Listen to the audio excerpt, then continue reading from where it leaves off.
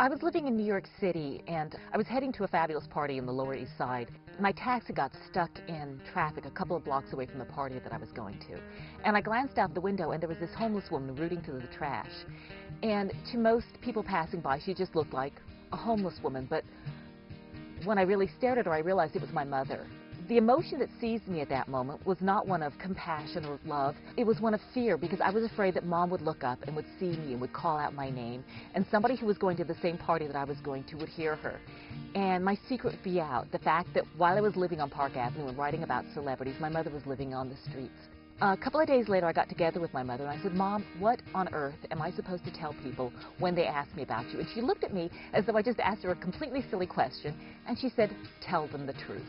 To me, that seemed almost impossible. How could I ever explain to people why my mother, who's an intelligent, resourceful woman, was living on the streets, but moreover, what kind of monster am I that I would let her live like that while I was living in luxury? I was completely convinced that once my story was known, I was going to lose all my friends, I was going to lose my job, and I was going to lose whatever little meager standing I'd carved out for myself in this world. I'm happy to say I have never been so wrong about anything in my life. This is one thing I wanted to say from New York. Jeanette was real sweet. She took me up and we got all my paintings out of storage I had up where I had kept them.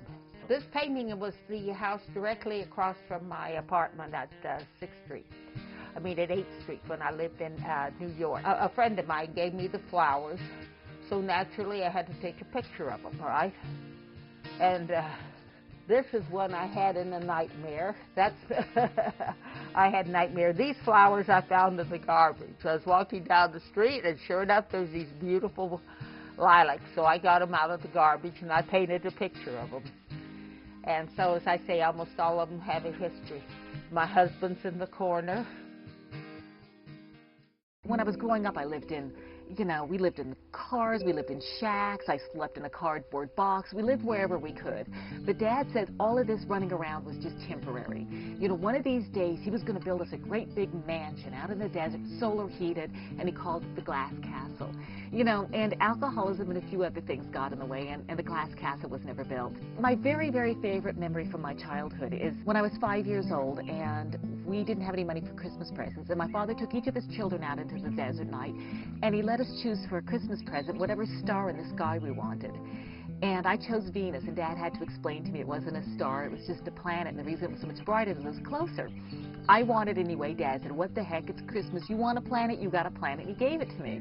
You could look at the Glass Castle as another one of my father's drunken promises, or as hope for the future. It is whatever you choose to make of it.